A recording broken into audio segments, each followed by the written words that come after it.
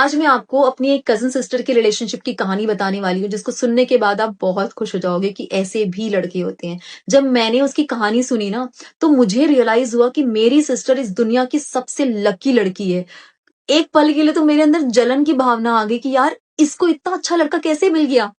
तो उसने बताना जब शुरू किया ना कि जब वो रिलेशनशिप में उसने एंटर किया अपने बॉयफ्रेंड के साथ में, तो जैसे नॉर्मली होता है ना, एक-दूसरे को समझने के लिए बातचीत करना, कॉल पे, मैसेज पे, वैसे ही उन दोनों के बीच में स्टार्ट हुआ। तो मेरी सिस्टर ना बहुत ही बातचीत वाली है कि मतलब टॉकेटिव वाली, तो बहुत बड़े-बड़े मैसेजेस करती थी, वॉइस नोट्स करती थी, कभी-कभी तो कन्फ्यूजन में डिलीट कर देती थी कि ऐसा ना हो कि वो क्या समझेगा, इतना बोलती है, इतना इरिटेट करती है। पर वो उसका जो बॉयफ्रेंड था ना, वो इतना अंडरस्टैंडिंग, इतना अच्छा था, उसको इतना ज़्यादा पसंद करता था कि हर एक चीज़ चाहता था कि मैं सुनूँ, समझूँ। तो उसके सारे बड़े-बड़े मैसेजेस सुनना, पढ़ना, रिप्लाई करना, और वो बहुत ही बिज़ी एकदम था बंदा, वो माइंड से बहुत शार्प था, गवर्नमेंट जॉब, बिज़नेस सब कुछ करता था, फिर भी उसके लिए टाइम निकालता था, ठीक है?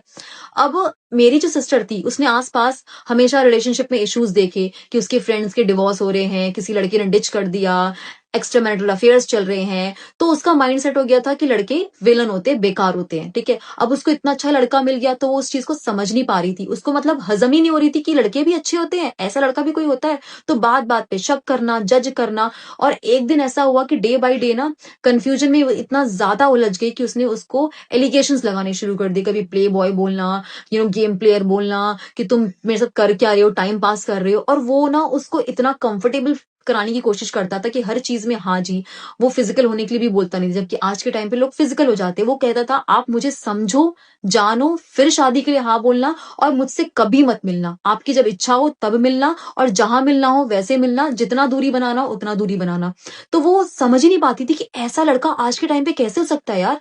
तो जब उसने उस पे एलिगेशंस लगाए, तो उसका पेशेंस खत्म हो चुका था। इतने सारे टेस्ट देने के बाद भी वो हर्ट फील कर रहा था। फिर जो उसका पेशेंस खराब हुआ, उसके अंदर जो ईगो दबी हुई थी, वो मेरी सिस्टर ने ईगो निकाल दी, ठीक है? ईगो उसकी एकदम बाहर आ गई, और फिर जो उसने 4 दिन तक सुनाना शुरू किया ना, उसके बॉयफ्रेंड ने इतना सुना रहा कि मेरी सिस्टर को उसकी अपनी गलती रियलाइज़ हो गई, और उसने गिड़गिड़ाना शुरू कर दिया, माफ़ी माँगना शुरू कर दिया कि मेरी गलती है, माफ़ कर दो, माफ़ कर दो। उसने माफ़ नहीं किया। उसने बोला, मुझे अब इस रिश्ते में नहीं रहना है, मुझे तुमसे शादी नहीं करनी है। इवन अब तो मेरा विश्वास खत्म हो चुका है लड़कियों से।